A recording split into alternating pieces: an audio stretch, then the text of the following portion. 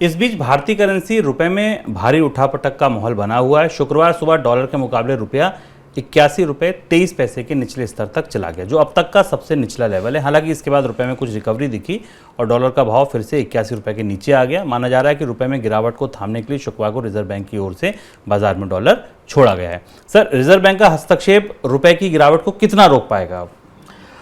अब reserve bank का हस्तक्षेप बढ़ते बढ़ते मुझे 2008 के बाद विदेशी मुद्रा भंडार की दृष्टि से सबसे बड़ा हस्तक्षेप हो चुका है। करीब 80 बिलियन डॉलर विदेशी मुद्रा भंडार से निकलकर डॉलर को रुपए को बचाने में लगाया जा चुका है। इसमें सुबह में एक और महत्वपूर्ण ट्रेंड देखने वाला है कि जुलाई के बाद सबसे ज़्यादा पैसा रिजर्व बैंक ने डॉलर को बचाने में छोड़ा है। यानी जुलाई अगस्त सितंबर में रिजर्व बैंक पर इस बात का दबाव सबसे ज़्यादा रहा है, चाहे वो राजनीतिक रूप से हो या केंद्र सरकार की तरफ से हो, कि रुपए को डॉलर को 80 रुपये से नीचे नहीं जाने दिया जाए। इसलिए करीब 29 बिलियन डॉलर के आसपास की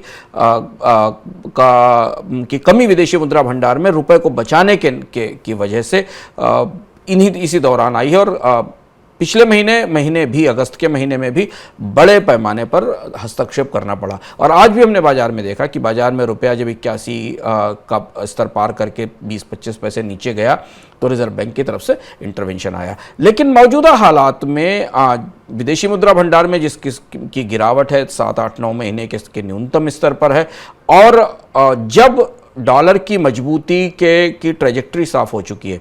आज डॉलर इंडेक्स 112 अंकों के रिकॉर्ड स्तर पर था और ये माना जा रहा है कि डॉलर इंडेक्स 115 तक जाएगा।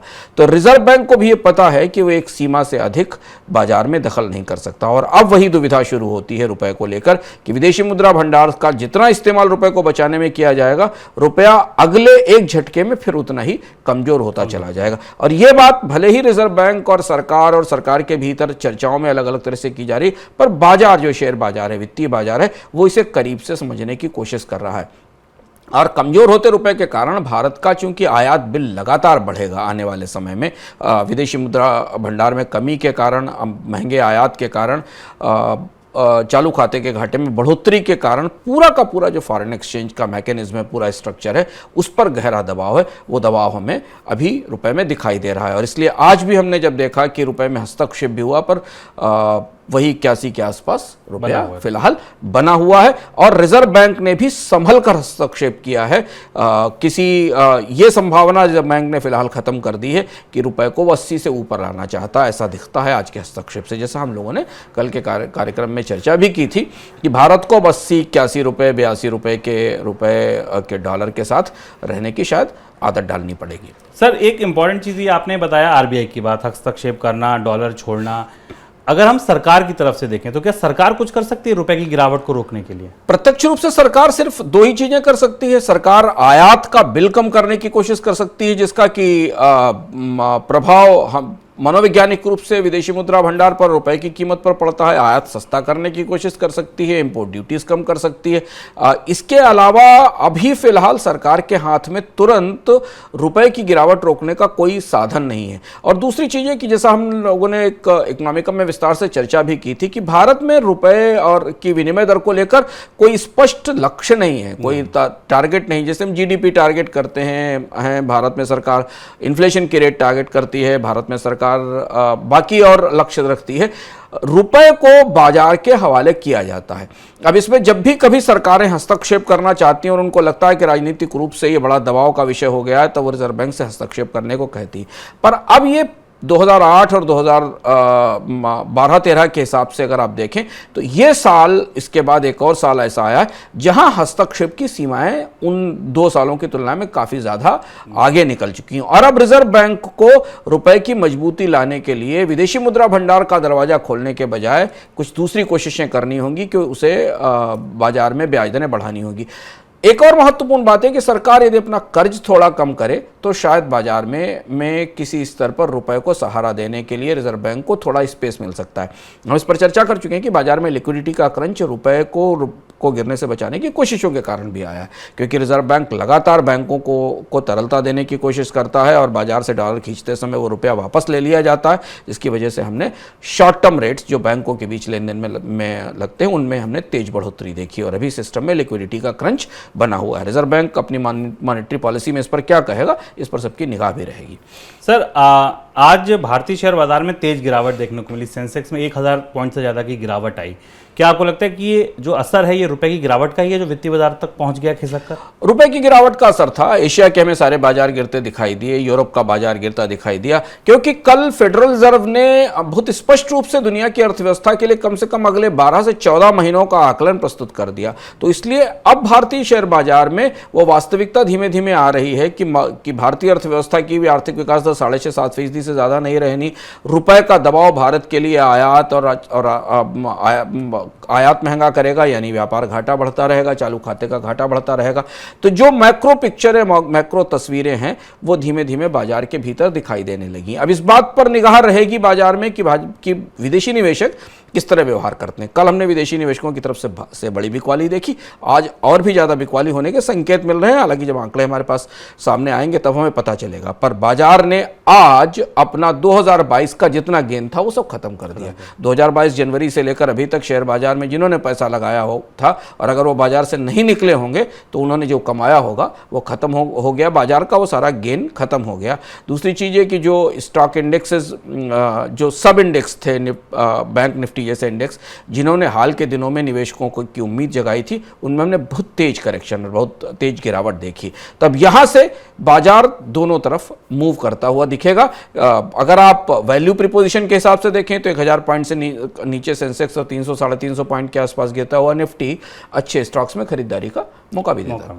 सर, अब आगे क्या रुख रहेगा विदेशी निवेशकों का? सबसे बड़ा सवाल यही शुभम, विदेशी निवेशकों के रुख को लेकर हमने कल से आज तक पड़ताल करने की कोशिश की और इसे हमने जानने की कोशिश की कि भारत के बाजार में इस समय विदेशी निवेशकों का टोटल व्यवहार क्या है। पहले तो हमें ध्यान रखें कि अगस्त के महीने में विदेशी निवेशक हमें वापस लौटते दिखाई दिए थे, लेकिन तब भी अभी करीब करीब अगर हम आंकड़े देखें तो 1 लाख करोड़ के आसपास की का जो सेल ऑफ है वो रिकवर नहीं हुआ है, वो बाजार में पड़ा हुआ है। पुराने आंकड़ों के हिसाब से जो विदेशी निवेशकों का आंकड़ा मैं देखने की कोशिश कर रहा था कि अभी तक नेट विदेशी निवेशकों ने अगस्त के महीने में थोड़ी खरीदारी की है, लेकिन अभी भी 1,70,000 करोड़ रुपए जो इंडियन मार्केट से निकले हैं पुतिन के रूस यूक्रेन युद्ध के बाद और पिछले साल अक्टूबर से मान लें जो निकले हैं इक्विटी से, डेट वीआरआर से और हाइब्रिड फंड से, उसमें से 1,70,000 करोड़ रुपए का निवेश अभी भी कम है, वो पैसा वापस बाजार में नहीं लौटा है। और जब सबसे महत्वपूर्ण बात क्रेडिट स्विस की एक रिपोर्ट आई कल, जिस रिपोर्ट ने हमें यह बताया कि भारत के बाजार में पिछले साल अक्टूबर के बाद से विदेशी निवेशकों के निवेश का एक बड़ा तौर तरीका बदला है। भारत में आया जो विदेशी फंड है उसमें अब केवल 13% फंड ऐसा है जो डेडिकेटेड इंडिया फंड्स के जरिए आया है। भारत में विदेशी निवेशक कई रास्तों से निवेश करते हैं, हमें पता है। जो सबसे ज्यादा लंबे समय के लिए किया जाने वाला निवेश माना जाता है वो विदेशी निवेशकों की तरफ से किसी खास देश को केंद्रित करके बनाए गए फंड होते हैं, जिन्हें उस कंट्री का डेडिकेटेड फंड कहते हैं। तो भारत में जो डेडिकेटेड इंडिया फंड्स हैं, जो भारत में निवेश के लिए बनाए गए विदेशी पूंजी के फंड हैं, उनका हिस्सा केवल 13% रह गया है। 87% हिस्सा फॉरेन पोर्टफोलियो फ्लोज पूरे ग्लोब इमर्जिंग मार्केट के जरिए आ रहा है। यानी विदेशी निवेशक के पास यदि 100 रुपए हैं तो वो 13 रुपए भारत के बाजार को ध्यान में रख के लगा रहा है और 87 रुपए पूरी उभरती अर्थव्यवस्थाओं को ध्यान में रख के लगा रहा है। तो इमर्जिंग मार्केट्स में लगाया जाने वाला अलग अलग तरीके का पैसा, उसका एक हिस्सा भारत में आ रहा है। क्रेडिट स्विस की रिपोर्ट मान रही है कि अगर एशियन बाजारों में दबाव और ज़्यादा बना, खासतौर से मुद्रा अवमूल्यन के कारण, क्योंकि डॉलर की मजबूती के कारण हमें काफ़ी बेचैनी दिख रही है दुनिया के फॉरेक्स मार्केट में। और अब चूंकि आने वाले समय में पूंजी की लागत बढ़ती जाने वाली है और 2024 तक अमेरिका में ब्याज दरें कम होने की गुंजाइश नहीं दिखाई देती, ऐसा फेडरल रिजर्व ने कहा है।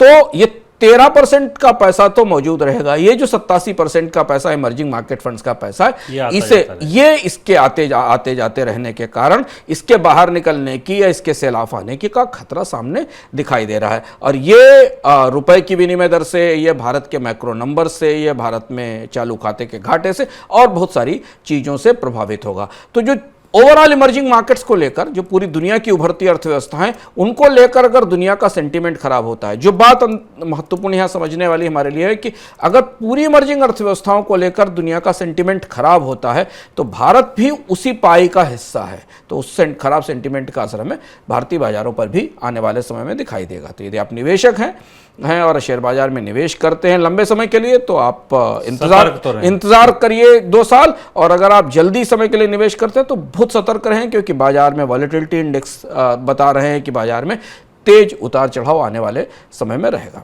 सर एक आखिरी सवाल और, वो सवाल है गोल्ड पर, सोने की कीमतों को लेकर। सोने की कीमतें अंतर्राष्ट्रीय बाजारों में गिरी, आगे आपको क्या रुख लगता है? और भारत को इसका फायदा बिल्कुल नहीं दिखा, ऐसा क्यों? भारत के लिए, हालांकि भारत अंतर्राष्ट्रीय बाजार में सोने की कीमतें गिरी तो भारत के बाजार में भी गिरनी चाहिए थी, लेकिन नुकसान वही था कि रुपए की उतनी गिरावट हुई कि सोना भारतीय बाजार में उतना सस्ता नहीं हुआ। अभी हम उसी स्तर पर खड़े हुए हैं। लेकिन अगर सोने का चार्ट आप देखने की कोशिश करें तो दुनिया सोने के दूसरे सबसे बड़े ऐसे दशक की तरफ जा रही है जहां रिटर्न सबसे ज़्यादा खराब रहे। इससे पहला एक दौर हमने देखा था 1980 से 1990 के बीच में, जब अमेरिका में महंगाई आई थी और उसके बाद पॉल वोल्कर अध्यक्ष थे, अमेरिकन फेडरल रिजर्व के चेयरमैन थे, और वोल्कर एरा कहते हैं उसको। और अमेरिका में ब्याज दरों में तेज बढ़ोतरी हुई थी, डॉलर काफ़ी मजबूत हुआ था, और डॉलर की मजबूती के कारण अमेरिकी अर्थव्यवस्था में भी कई तरीके की असंगतियाँ आई थी। उन असंगतियों का असर उस दौरान हमें दुनिया में सोने की कीमतों पर दिखाई दिया था। लगभग वैसी ही स्थिति हमें दिखाई दे रही है। गोल्ड में का जो 10 साल का रिटर्न है वो अब लोएस्ट स्तर पर है अंतर्राष्ट्रीय बाजार में। भारतीय बाजार में उसका हमें उतना लाभ सोने के सस्ते होने के तौर पर नहीं दिखाई दे रहा है, लेकिन इंपोर्ट में कमी के संकेत हमें दिख रहे हैं। उस समय करीब 1980 से 1990 के बीच एवरेज गोल्ड ने का 10 साल का रिटर्न करीब 9.8% रहा था। बिल्कुल, तो ये है सोने की असली बात कि भाई अंतर्राष्ट्रीय बाजार में गिरेगा, लेकिन आपको भाव वही 50,000 के आसपास डोलता दिखेगा, क्योंकि रुपया भी उसी मुकाबले कमज़ोर हो रहा है।